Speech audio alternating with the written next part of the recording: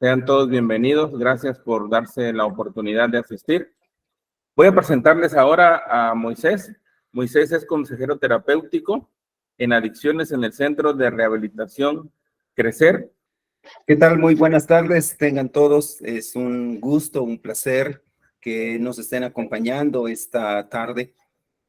También quiero agradecer principalmente a Metanoía por la oportunidad que nos da de compartir este tiempo con todos ustedes y también reciban un cordial saludo de Te Escucha. Nuestro director general, Jonathan Tamariz, está en este momento también conectado, muy atento a lo que va a suceder esta tarde. Por esa razón es que dentro de lo que vamos a trabajar son los 3 enemigos de la estabilidad emocional. Así que vamos a mirar algunos objetivos. Si alguno de ustedes tiene alguna duda, alguna pregunta, espero que todo se preste para poder desarrollar todo con una puntual bendición esta tarde. Uno de los objetivos es que podamos conocer las características de los 3 enemigos de la estabilidad emocional. Y también quisiéramos esta noche identificarlos en nuestra propia vida y establecer sobre todo algunas acciones que nos ayuden a mejorar en nuestra salud emocional. Después del COVID, créame que han incrementado mucho este tipo de problemas, particularmente el estrés, la ansiedad y la depresión. Y por esa razón es que nosotros estamos buscando la forma de apoyar a la sociedad y también estamos muy interesados, puesto que desde mi trabajo, desde mi experiencia, hemos visto un incremento en los intentos de suicidio desde este tiempo del COVID. Se han desarrollado una multiplicación y de verdad que es alarmante la cantidad de personas que han llegado a este extremo de quererse suicidar.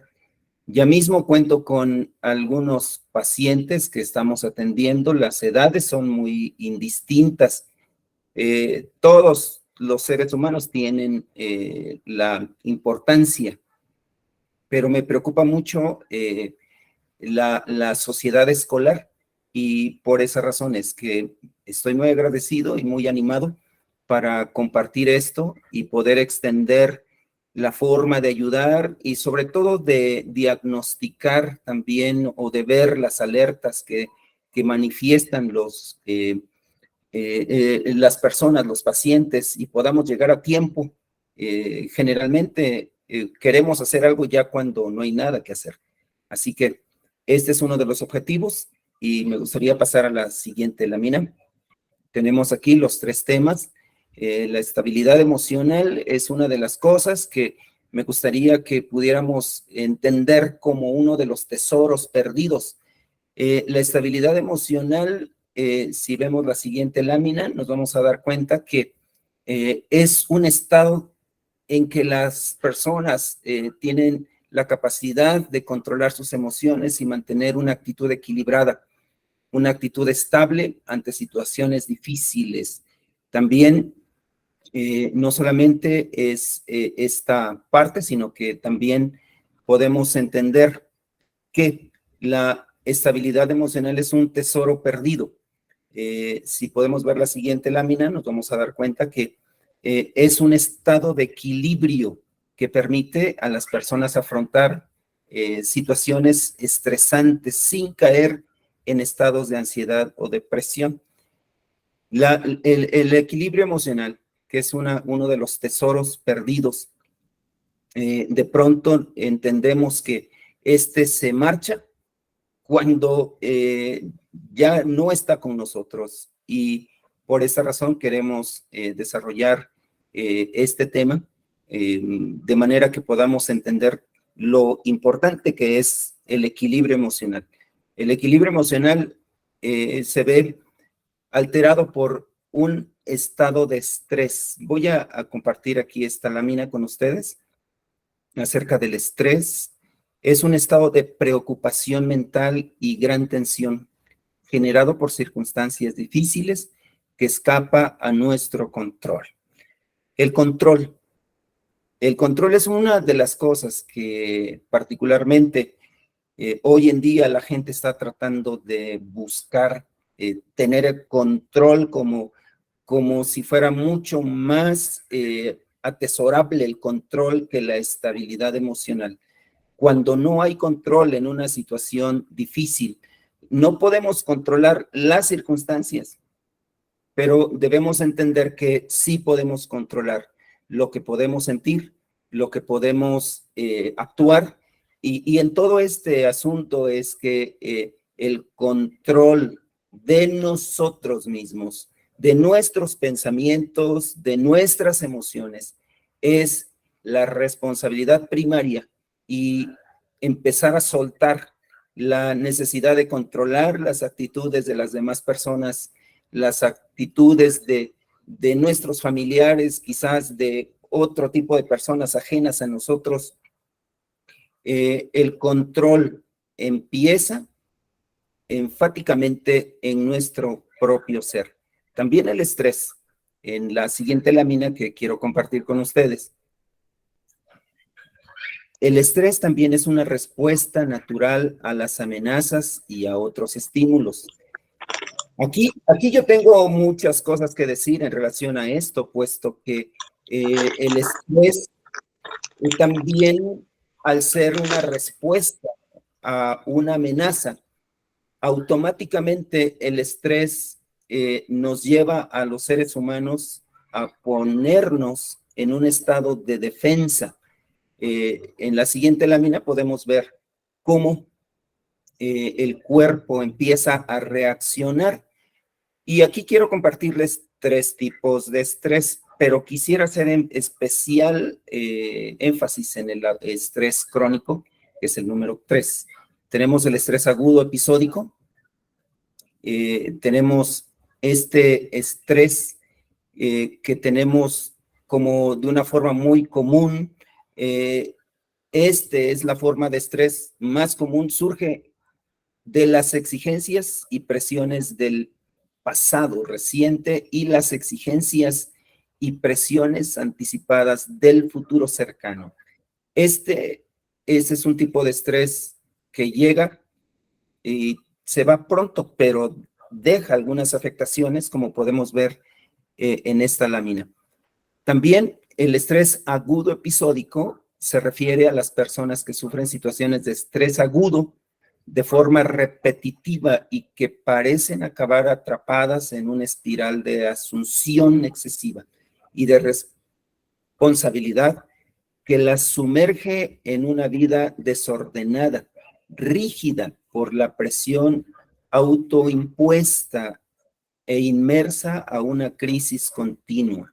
Este es un tipo de estrés donde la persona es la que se está exigiendo, como que hay una necesidad de estar demostrando que tiene capacidades, esta necesidad de quedar bien, de complacer a los demás, al jefe. Esta es una exigencia automática donde la persona asume tantas cargas, tantas responsabilidades, incluyendo la familia, el trabajo, los hijos, etcétera. Y esta persona como que de alguna manera quiere sentirse necesitado, quiere sentirse halagado, quiere sentirse, pues hasta cierta manera, toma como responsabilidades que no le corresponden y no funciona ni bien en una parte, no funciona bien en otra parte. Es como quererse hacer pedazos para poder funcionar y responder a cada necesidad ante todas las situaciones que así lo ameritan. Sin embargo, esto es como un castigo autoimpuesto, pues debido a que esto en general tenemos que entender que no todo lo podemos hacer nosotros y debe llegar un momento en que tenemos que aprender a soltar, no soltar a la familia, soltar responsabilidades, entender que no podemos invertir toda nuestra vida para trabajar, para estar siempre pendiente de los demás. Queremos desarrollar como esta necesidad de estar atendiendo otras necesidades, olvidándome de las mías. Esto entonces nos incapacita y al final no estamos en ningún lado. Y el otro tipo de estrés, el crónico, que es el que a mí me interesa mucho esta noche, puesto que es el estrés que dura por un periodo de tiempo prolongado. Se manifiesta por problemas de dinero, por un matrimonio infeliz o problemas en el trabajo, continúa por semanas y muchas veces meses. El estrés crónico, en algunos otros especialistas lo llaman como intoxicación del cortisol. ¿Por qué es una intoxicación? Es una intoxicación porque ya el cortisol empieza a tomar control sobre todo nuestro cuerpo y empieza a invadir nuestros órganos, nuestro cerebro, empieza a darnos ya evidencias físicas, nuestra realidad se empieza a desvirtuar, se empieza a cambiar. Continuamente las personas están con mecanismos de defensa porque el cortisol tiene ciertas funciones. Y aquí tenemos entonces en la siguiente lámina, si me hacen favor, algunas causas son la forma en que el cerebro y el cuerpo responden a un desafío o exigencia liberando sustancias químicas como el cortisol. Estos nos colocan en un estado de alerta, por ejemplo, correr o defendernos. Elevan la presión arterial, la frecuencia cardíaca y niveles de azúcar en la sangre. Esto es porque el cortisol prepara al cuerpo para correr, para defendernos, para entrar en acción. El problema está en que el estrés muchas veces nos lleva a imaginarnos cosas porque distorsiona nuestra realidad. Las personas, por eso es que le llamamos de una forma un tanto coloquial, llamamos a este tipo de personas que tienen mecanismos de defensa, que continuamente andan con la espada desenvainada. Generalmente no se les puede decir nada porque actúan, empiezan como a ofender, como a defenderse. Esto lo podemos ver en las relaciones de pareja, de familia, en el trabajo.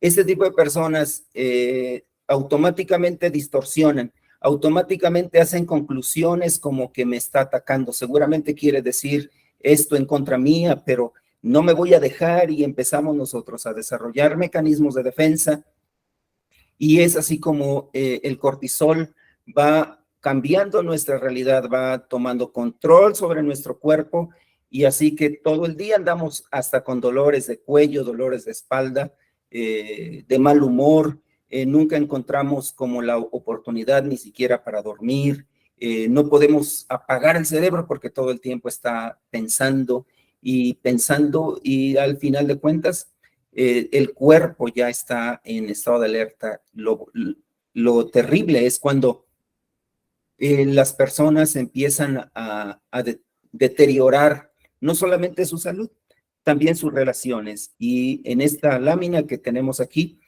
el cortisol desarrolla este tipo de afectaciones en el cuerpo. Fíjense que yo tengo un grupo de conocidos que es muy insistente en hacer ejercicio y alguna vez me preguntaron, ¿por qué no bajo de peso? Y yo les pregunté, ¿ya revisó su estado de cortisol? Porque el cortisol, si ustedes ven en esta lámina, desarrolla al principio problemas en la regulación de la glucosa. La glucosa es uno de los grandes problemas. También desarrolla un estrés emocional. También hay un exceso de actividad física y también laboral. Podemos ver cómo hay alteraciones en todo el cuerpo. La grasa abdominal. Entonces, tenemos nosotros aquí algunas cosas, como el sistema inmune también disminuye de una manera significativa. Tenemos problemas digestivos que en realidad a veces no están como muy tomados en cuenta. Tenemos falta de sueño.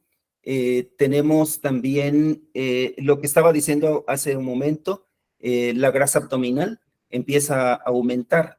Pero aquí tenemos un síntoma que me parece también alarmante, puesto que si ustedes pueden ver en su pantalla, pueden ver que también aumenta la resistencia a la insulina. Este es uno de los factores que de verdad es muy preocupante, puesto que la resistencia a la insulina también se le denomina como prediabetes. Esto tiene que ver con un aspecto biológico y ustedes pueden ver cómo la resistencia a la insulina, en primer lugar empieza a caerse el cabello, sobre todo en mujeres es más evidente. También se empieza a poner de una coloratura distinta, cuello, axilas, ingles.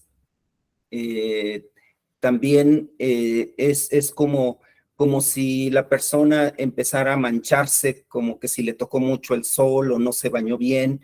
Entonces se empieza a raspar el estropajo y queda igual. La resistencia a la insulina también se puede distinguir visiblemente. También me preocupa mucho cómo el cortisol hace que las defensas vayan disminuyendo. En un tiempo tan delicado como este que acabamos de pasar con el COVID, muchas personas se vieron afectadas debido a estos altos niveles de estrés. Sus niveles de defensas bajaron significativamente y sobre todo también como uno de los aspectos que también es preocupante es que la masa muscular también empieza a disminuir significativamente. Algunas personas le llaman que el músculo es vida.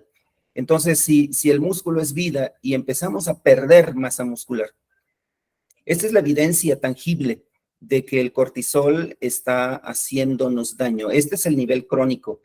Y de verdad estoy tratando de compartir la seriedad de este asunto, de este tema, puesto que el cortisol y tipo de estrés se está volviendo mucho más común y el problema es que pensamos que el estrés es solamente una preocupación que se me puede quitar tranquilizándome, etcétera.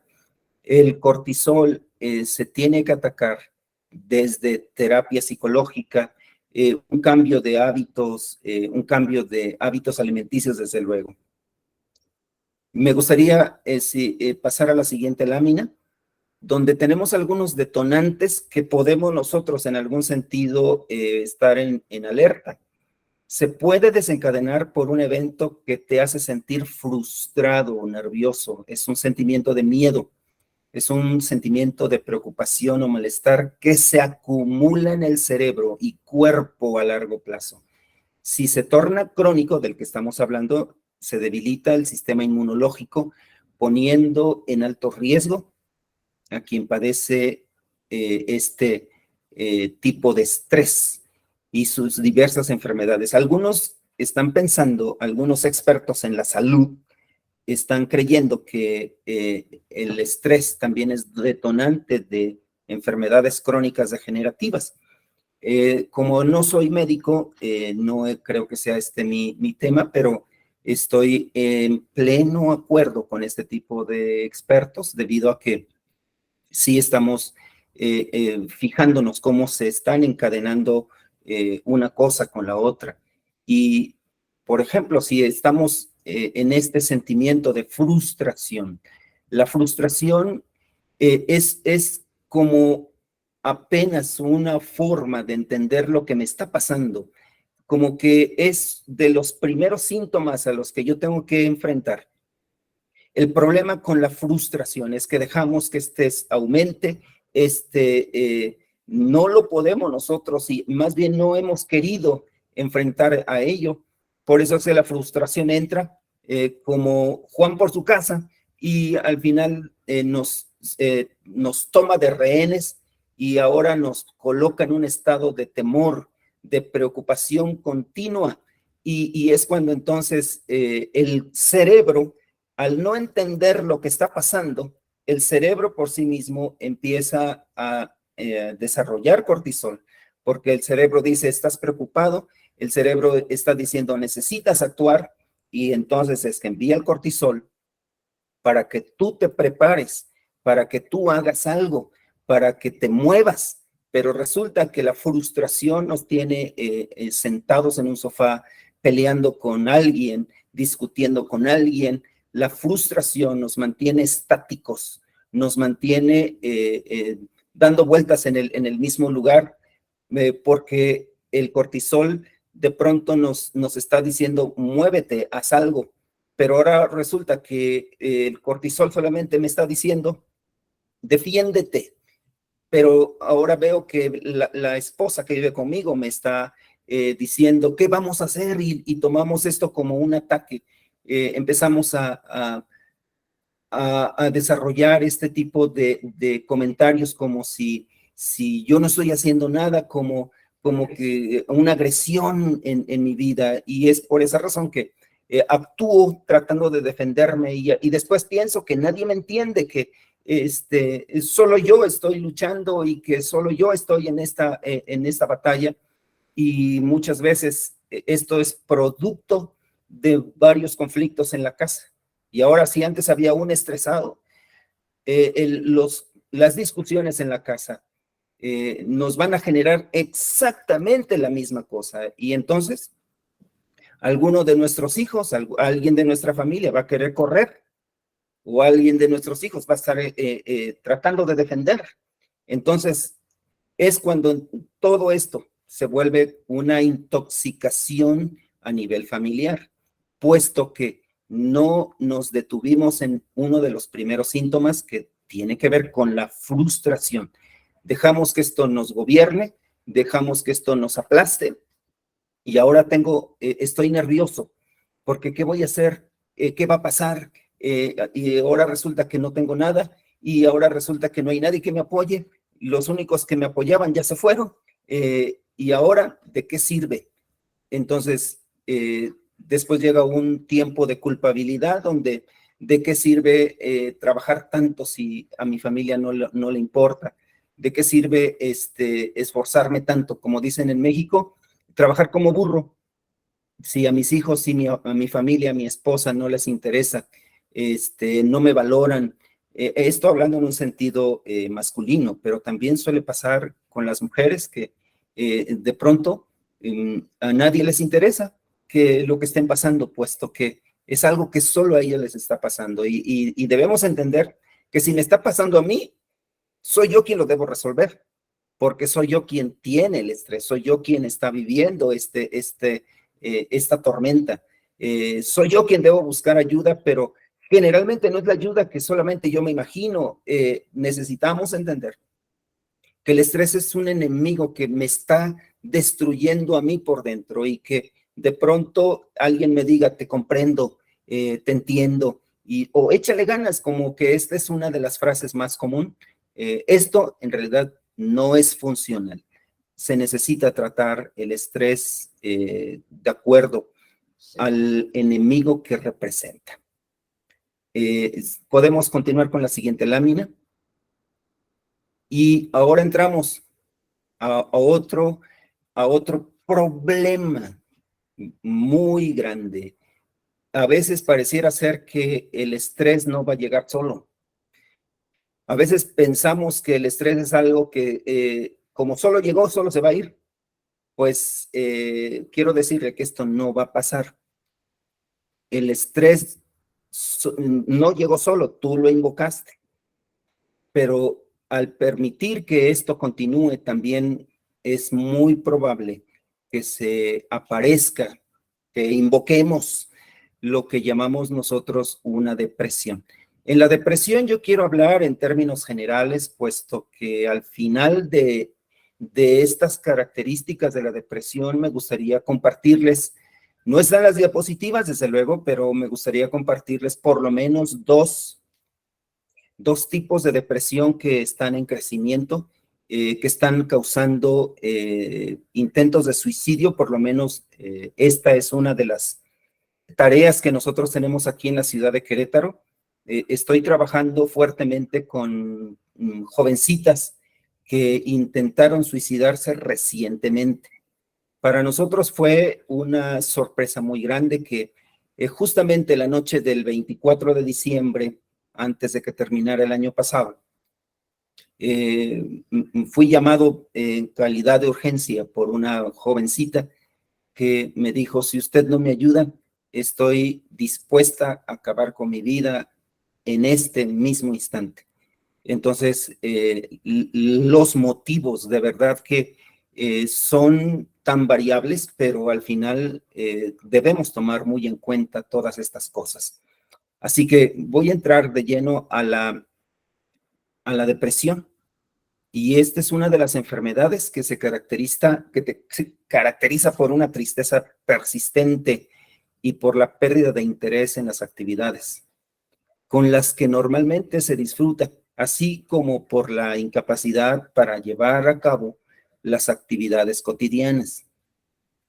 Aquí tenemos un gran problema, y el problema es que hay una desconexión a nivel familiar, una desconexión tremendamente escalofriante, quizás preocupante, porque vamos a hacer de cuenta, vamos a suponer que dentro de mi familia hay alguien que está triste.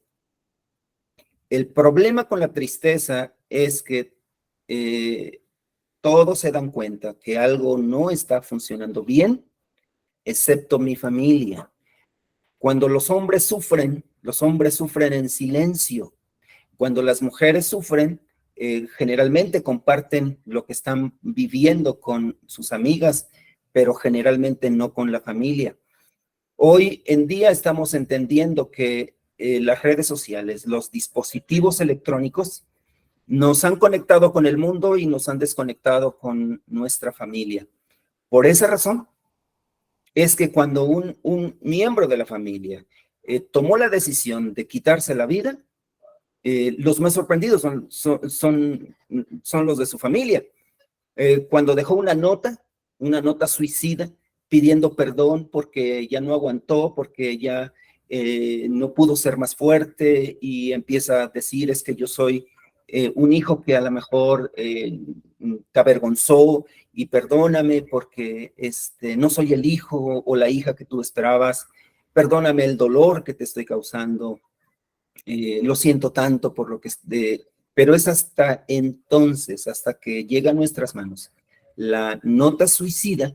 Pero fíjense, las características de la depresión en términos generales se puede notar de forma inmediata, pero estamos tan desconectados que hasta cuando vamos a persignar a nuestro hijo, para los que son católicos, toda esta situación espiritual, ahora ya les mandamos una oración por WhatsApp o por alguna plataforma, como que decirles un te amo, una forma de estoy orgulloso tuyo, como que ahora les mandamos como un vídeo para que ellos puedan entender lo que nosotros estamos sintiendo.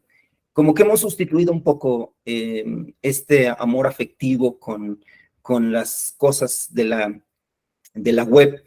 Por esa razón es que, fíjense, aquí en esta pérdida de interés en las actividades, sobre todo cuando es adolescente, decimos: bueno, es que es adolescente, está en la edad, como que tratamos de justificar ese tipo de cosas. No sé si están pidiendo la palabra o están haciendo alguna pregunta. Pero bueno, se dan cuenta más los maestros, se dan cuenta más en la escuela, a veces se dan cuenta más en el grupo de amigos que en la misma familia. Por esa razón es que la desconexión a nivel familiar es ahora lo más preocupante, porque no hay una red de apoyo donde ni el terapeuta ni el paciente se pueda respaldar. Podemos pasar a la siguiente, si es tan amable. La depresión clínica es un trastorno del estado de ánimo en el cual los sentimientos de tristeza, de pérdida o de ira, tenemos también la frustración y que también interfieren con la vida diaria. Esa es la depresión clínica. Y fíjense cómo aquí hay sentimientos de tristeza. Estos sentimientos de tristeza a veces son muy evidentes. Por ejemplo, podemos identificar a nuestros hijos o a nuestro esposo, a nuestra esposa, que ponen canciones como comúnmente le llaman llegadoras. Yo siempre me he preguntado, ¿dónde llegan? Porque así le han puesto, canciones llegadoras, rompevenas o canciones donde se encierran en su cuarto, se encierran en el baño y están con la música. Pero ¿cómo lograr entender este síntoma si ahora nuestros hijos están utilizando audífonos, audífonos que usted y yo le compramos, ahora se encierran en su propio mundo para poder sentirse miserables, para sentir que ya no valen la pena, sentir que su autoestima está completamente deteriorada, que hay otras personas mejores que yo, alguien tiene mejor cuerpo que yo. Hace unos días estaba conociendo el caso de una chiquilla que estaba muy triste porque decía, no se me notan los huesos de aquí como a mi amiga, buscando que su cuerpo se viera pues más atractivo por una baja de peso. Entonces, podemos nosotros entender que estos sentimientos de tristeza bien pueden ser también porque no me siento feliz con mi cuerpo, porque me comparo con otros, porque no tengo lo que otros tienen. Y aquí tengo un detalle muy interesante, tanto adultos como jóvenes. Hay un enorme sentimiento de que su vida no es valorada. Por otro lado, no hay un estado de plenitud, no hay un estado de complacencia, porque finalmente si tienen un coche, el vecino se ha comprado uno mejor, si de pronto pintaron la casa, arreglaron la casa, generalmente no hemos llegado a un tiempo donde nosotros podamos sentirnos plenos.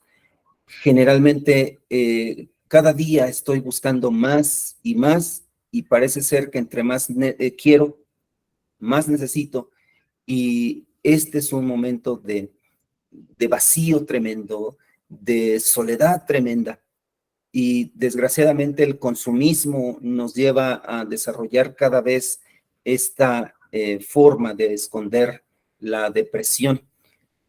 En el hombre, por ejemplo, la ira es muy frecuente. La depresión masculina y la depresión femenina manifiesta una marcada diferencia. En el hombre hay una marcada ira constante, mal humor.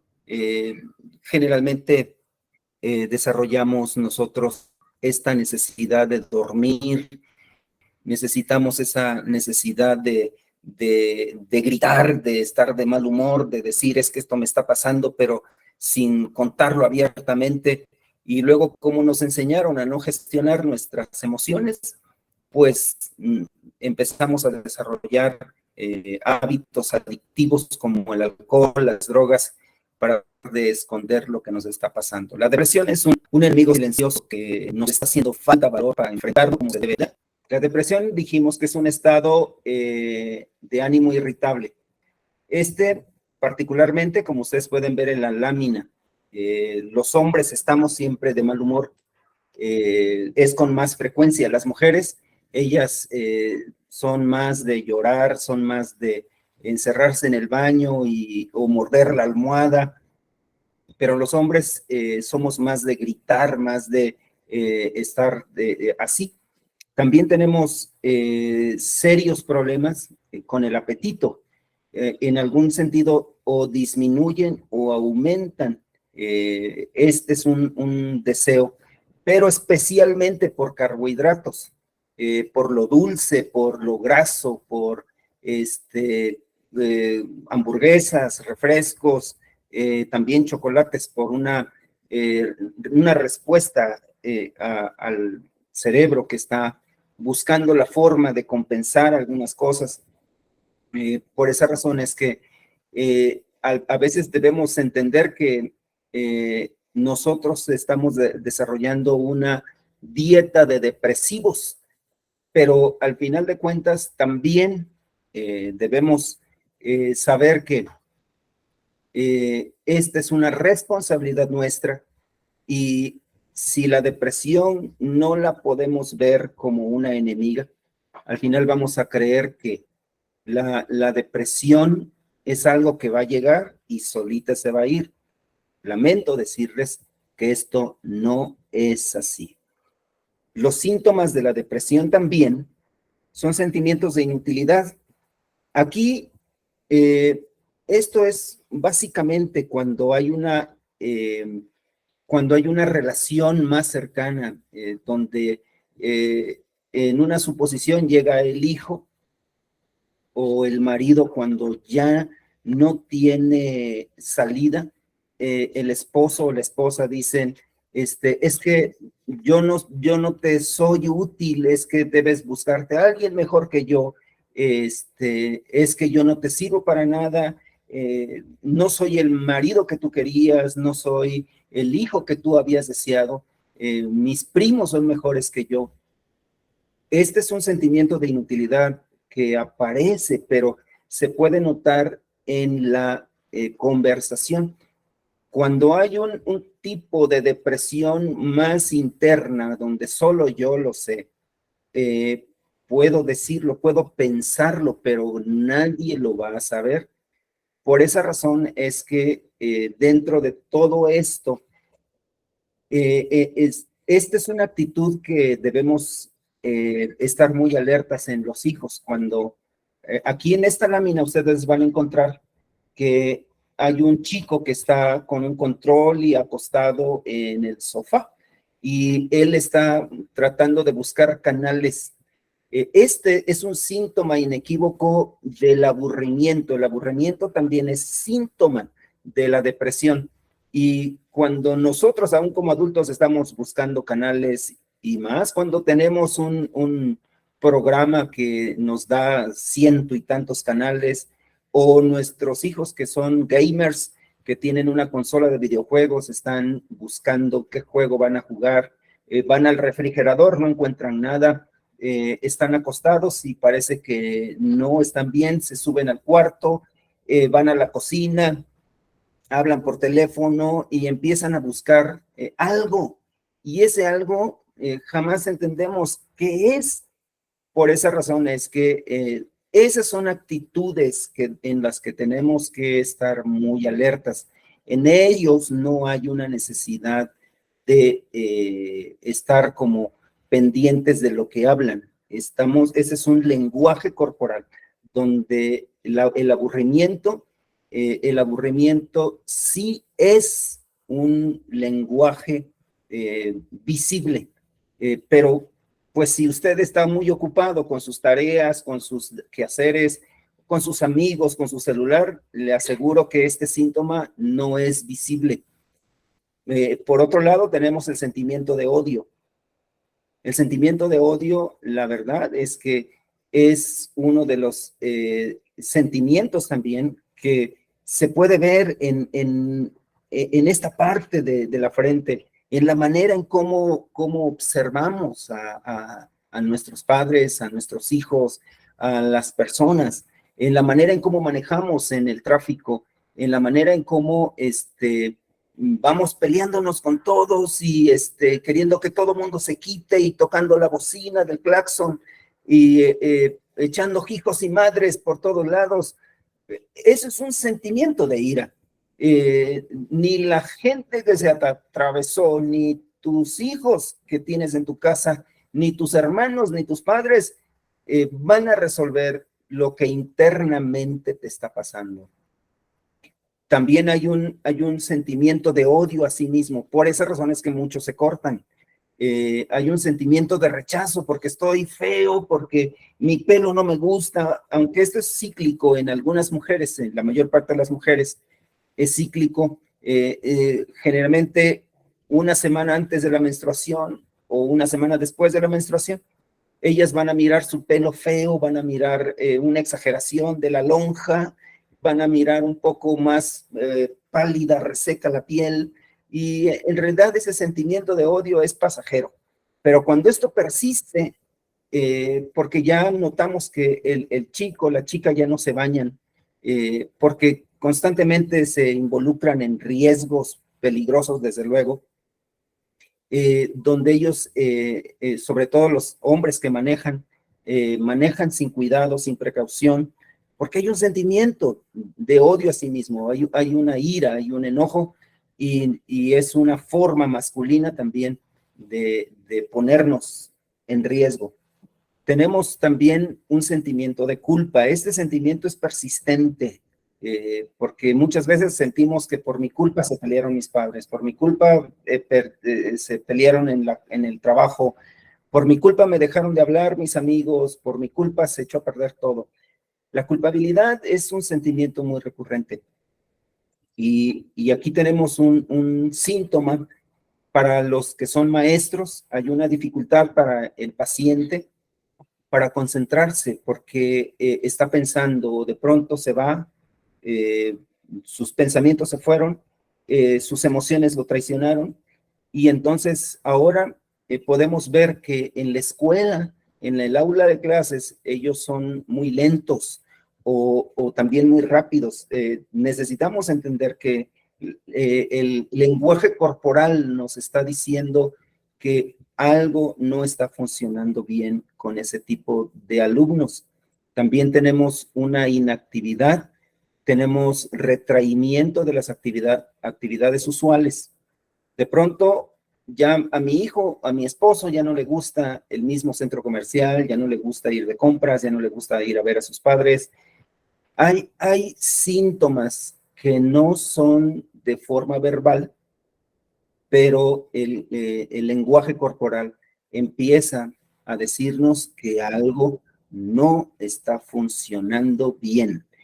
Tenemos la siguiente lámina, si son tan amables. Tenemos entonces estos otros síntomas, que tenemos el síntoma de desesperanza o abandono.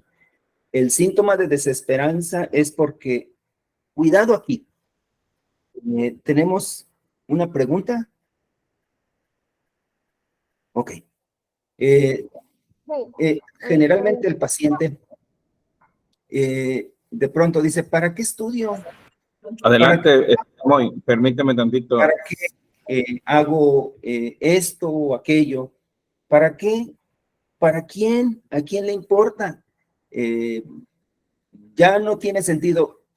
Cuando hay una desesperanza, hagámosle preguntas como, ¿cómo te ves de aquí a 2 años? ¿Cómo te ves de aquí a 5 años? Y se van a dar cuenta que la esperanza empezó a marcharse. Cuando una persona ya empezó a abandonar aquellas cosas que antes eran importantes, la desesperanza ya es un síntoma alarmante, porque ya no tiene planes a futuro, ya no tiene planes ni a corto plazo ni a largo plazo.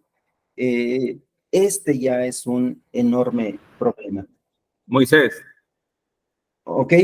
Tenemos Entonces, a Moisés, tenemos a una persona. Cosas que a mí me llaman mucho la atención, porque estos síntomas sí se sienten, sí se notan, sí se ven.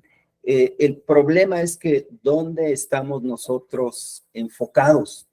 Debido a la desconexión, debido a que cada uno está en sus actividades propias de su celular, de sus redes sociales, estamos nosotros Eh, entonces, ajenos a algo que ya se pudo haber visto con anterioridad, pero solamente vimos el síntoma alarmante que fue los pensamientos repetitivos de muerte o de suicidio. Tenemos una persona que está haciendo una pregunta. Una cosa. ¿Sí me escuchas, Moisés? Generalmente estos pensamientos generalmente se manifiestan con el grupo de amigos en primer lugar. Van a ir, el suicida va a ir con alguna persona que es significativa para ellos y va a empezar a decir algo como, gracias amiga o gracias amigo, porque estuviste en los momentos más importantes de mi vida y como que su diálogo va a empezar a ser como si se fuera de viaje, como que se va a ir de la ciudad, como que va a emprender un programa nuevo en su vida y entonces lo que nos está diciendo es, agradezco todo lo que hiciste por mí, agradezco todo el apoyo que me diste, pero eso aparentemente para las mujeres dicen, pero ¿por qué me está diciendo esto? Las mujeres sí pueden notar que esa conversación no es coherente con alguna de las conversaciones que se tuvieron anteriormente. Cuando hay una comunicación con los padres que no sucede, pero por si hubiera alguien aquí que me está escuchando con esta característica, pero el hijo generalmente o el esposo llega a decir, gracias por los hijos que me diste, gracias por los años, gracias porque me apoyaste en el momento más difícil, y también es un síntoma en el que debemos actuar ya, porque prácticamente o es al día siguiente o es en la noche de ese mismo día o quizás en 3 días más, pero es dependiendo de cuántas personas significativas se está despidiendo el paciente con depresión. Y bueno, también aquí notamos síntomas que tienen que ver con el lenguaje corporal. Y tenemos la pérdida de placer en las actividades. Usted nota que ya usted va a las fiestas de fin de año y él o ella se las pasa sentado. Antes era como el alma de la fiesta, antes era como el que ponía el ambiente y ahora algo, algo lo tiene sentado, aburrido, de mal humor. También podemos incluir la falta de actividad sexual. A veces en los matrimonios suele decirse, bueno, a lo mejor andas con otro, andas con otra, a lo mejor ya no te gusto, a lo mejor soy como algo que ya te cansó y por eso no te prendo o una cosa de esas, pero la falta de actividad sexual también es un síntoma que tenga que ver con el lenguaje corporal. Esta es una de las láminas que me parece que podemos nosotros empezar a entender acerca de la depresión, pero desde el punto de vista corporal. En realidad, maestros que están muy atentos a sus alumnos podrían darse cuenta. A mí me han referido algunos alumnos que vienen de escuelas, pero porque el grupo, la cantidad de alumnado, cuando pasa de los 30, en las escuelas federales son 40, 60, en algún momento, eh, cuando hay una cantidad de esta naturaleza, pues desde luego que no. Pero cuando el grupo es más reducido, donde el alumno empieza a marcar una completa negatividad o una actitud completamente rebelde, entonces es cuando llaman la atención, es cuando el maestro en su boleta, en su registro de calificaciones puede ver que sus calificaciones bajaron significativamente. Entonces, es cuando él se pregunta, bueno, ¿por qué bajó de calificación? ¿Por qué si al principio del semestre iba tan bien, ahora como que está reprobando, como a veces los asesores pueden hacerlo? Hay dos tipos de depresión que yo quiero concluir con estos dos tipos de depresión que desde luego no están incluidos en las láminas porque apenas están en crecimiento. Y esta es lo que nosotros llamamos la depresión silenciosa, o en mi especialidad se le llama la depresión enmascarada. Esta es de alto riesgo.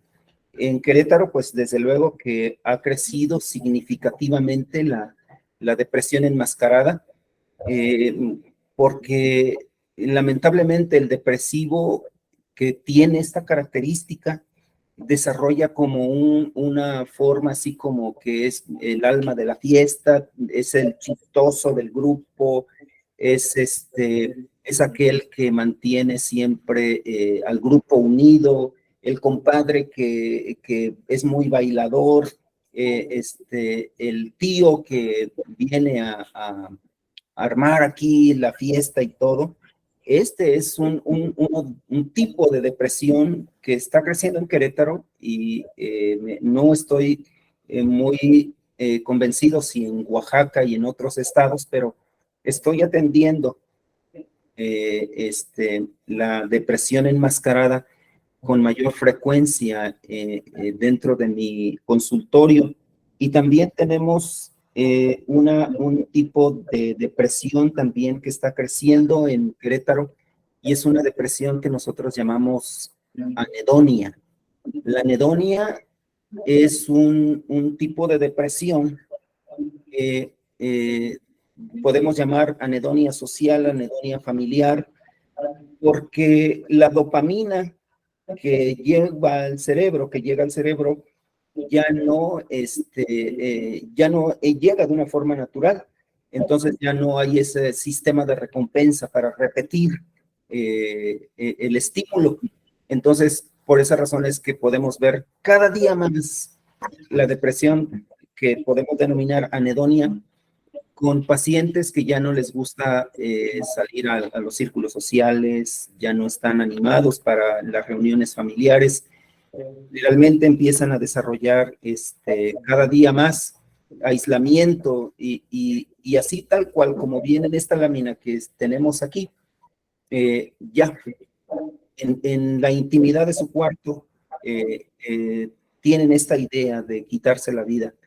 Por esa razón es que sí es importante que nosotros tomemos muy en serio estos síntomas y despertemos a esta realidad. Si no somos expertos en la salud mental, la salud emocional, podemos llevar a ese amigo, decirle, mira, yo no soy experto, pero conozco a alguien que te puede atender. Nosotros en Conecta podemos atender de forma gratuita, y hay organizaciones también, pero quiero decirle a cada uno de los que me está escuchando, no está solo, no luche solo. La depresión llegó, pero no para quedarse. La depresión tiene que irse.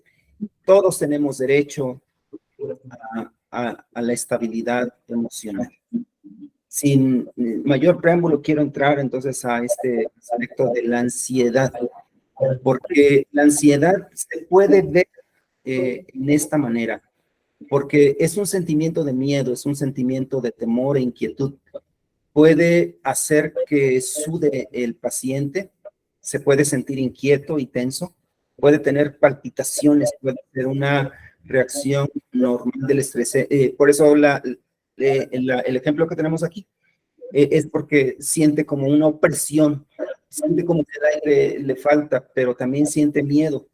Aquí esa es una de las características muy interesantes, porque la ansiedad es un estado de preocupación y miedo, pero curiosamente es hacia el futuro.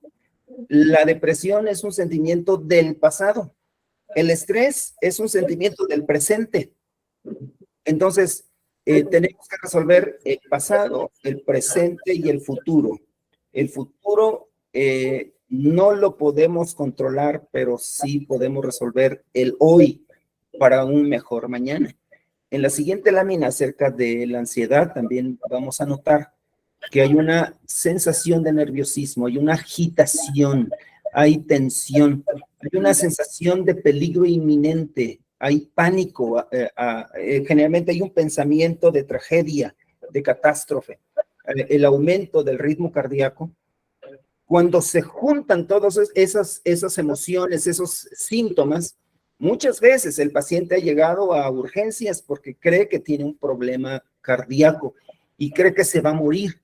Algunos desarrollan pensamiento de tragedia pensando que tienen cáncer, que tienen un tumor tan grande en alguna parte de sus intestinos o en el cerebro. Algunos creen que tienen SIDA y que ya se van a morir. Generalmente al paciente que cree que tiene SIDA, le decimos, bueno, vamos a hacerte un estudio, pero le podemos hacer 10 análisis clínicos para que él pueda demostrarse que el SIDA no es de su vida. Pero luego dice, porque se movió un poco la jeringa, por eso salió mal. El resultado no es bueno porque la que me tomó la muestra, como que se movió tantito y por eso no salió. Y podemos hacer las mismas pruebas. Y él, aunque tenga los resultados en el rostro, generalmente va a creer que en definitiva tiene SIDA. También tenemos otros síntomas en la siguiente lámina, que también me parecen dignos de resaltar esta noche, y es esta respiración acelerada, lo que se le denomina como la hiperventilación, la sudoración. Hay temblores que difícilmente podemos nosotros controlar, y también hay una sensación de debilidad o cansancio. Es donde de pronto ya el cuerpo ya no responde, pero tengo esta idea de que algo malo me va a pasar. Algunos se quedan en la casa porque creen que un auto los va a atropellar, otros creen que los van a secuestrar, otros están pensando que los van a correr del trabajo, siempre pensando en el futuro. Por eso nosotros hablamos acerca de este pensamiento obsesivo. Este tipo de enfermedad, este tipo de ansiedad, generalmente el paciente, y aquí, ojo, porque sí estoy convencido que este síntoma lo podemos identificar con claridad, y es este síntoma donde nosotros podemos ver que el que lo está padeciendo dentro de mi familia pone una canción una y otra y otra y otra vez. Esa canción la puede estar escuchando todo el día. Puede ponerlo en una lista de reproducción, quizás es la única canción, quizás es la única película, y desgraciadamente la ansiedad no solamente nos ataca a nosotros en lo individual, sino que también la ansiedad de pronto la podemos ver en las relaciones de pareja. Desarrolla lo que nosotros llamamos el apego ansioso. El apego ansioso es aquel tipo de apego donde se suele confundir con celotipia, donde el ansioso está constantemente, ¿y dónde andas? ¿Con quién fuiste? Es que fui con mi mamá a llevar unos sobrinos porque me pidió que llevara a ver, mándame foto. El apego ansioso es un sentimiento de probable abandono, probable sufrimiento. Ok. Y es cuando este tipo de relaciones entonces empiezan a manifestar como nocivas. Y este tipo de apego ansioso generalmente atrae el apego evitativo. El apego ansioso es aquel que tiene miedo a sufrir. El apego evitativo también tiene miedo a sufrir, pero el apego evitativo es aquel que después le hablo, después le escribo, después, todo después. Por esa razón es que la ansiedad no solamente destruye mi presente, porque en este momento mi cuerpo está sintiendo que algo malo me va a pasar. siento que mi pareja me va a engañar, siento que me van a correr en el trabajo, siento que tengo un tumor, que tengo una enfermedad. El apego ansioso, en definitiva, es un enorme problema que a veces suele confundirse con esas personas tóxicas, pero en realidad es una enfermedad que nos está destruyendo en todos los ámbitos de nuestra familia y de nuestra vida. Aquí tenemos los reductores del cortisol. Cuando empezamos a trabajar, vamos a entender en la primera lámina que vimos a un gordito lleno de cortisol. Ahora, cuando reducimos el cortisol yo quiero insistir mucho acerca de la alimentación. El cortisol puede reducirse desde la alimentación también, desde la terapia, desde luego, y entonces todo aquello nocivo que subió empieza a descender y entonces el cuerpo lo empieza a manifestar en lo positivo. Por eso es que los niveles de grasa se empiezan a marchar, el cabello empieza a crecer, también la resistencia a la insulina empieza a marcharse, nuestro sistema inmunológico empieza a crecer. Y es cuando nosotros tenemos que ver que es cuando yo estoy haciendo algo por mí mismo. Pero dentro de todas estas enfermedades hay 3 conectores de los que les quiero hablar esta noche. 3 conectores para funcionar bien. El primero es, decimos nosotros en términos de adicciones, buscar un poder superior. Cuando nosotros entendemos que la espiritualidad es una conexión necesaria, hay un adagio hebreo en el libro de Gálatas capítulo 5, mas el fruto del Espíritu es amor, gozo, paz, paciencia, benignidad, bondad, fe, mansedumbre, templanza. La templanza es un regalo de lo espiritual que tiene que ver con aquel regalo de la estabilidad. La templanza es una palabra un poco antigua que se traduce hoy como el equilibrio emocional. Por eso el primer conector para empezar a resolver todas estas cosas, el primer conector es la espiritualidad. Si usted tiene un poder superior, pues yo quiero animarle para que se conecte con él. El segundo conector es la familia. Deje a un lado el dispositivo electrónico y empiece a mirarle a los ojos, empiece a convivir con la familia, empiece a relacionarse, a conectarse con ellos. Y el tercer conector es también la sociedad.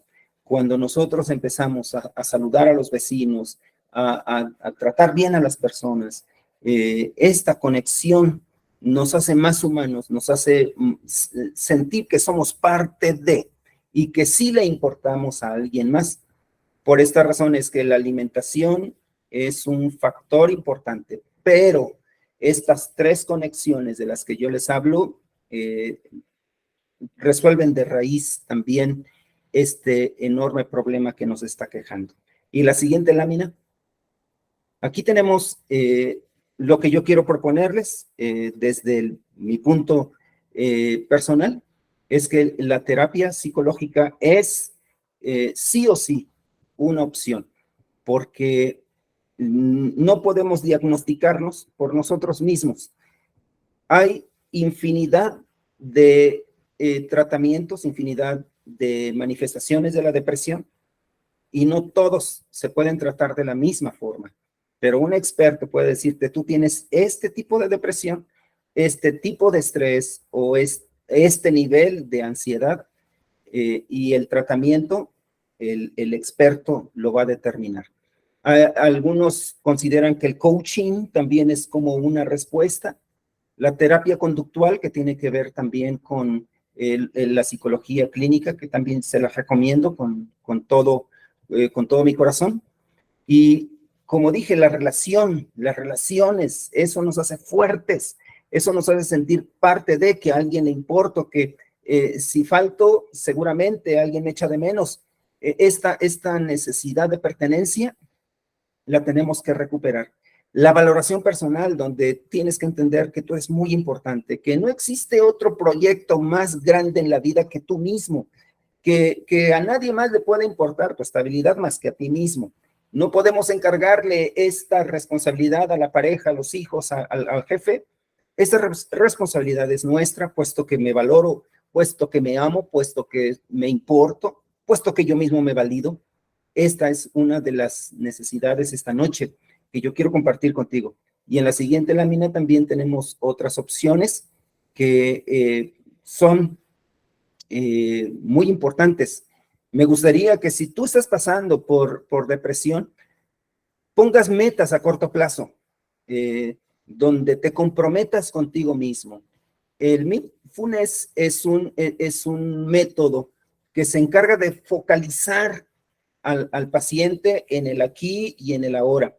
Es donde se concentra el que practica esta disciplina, se concentra en esta realidad, en este justo minuto.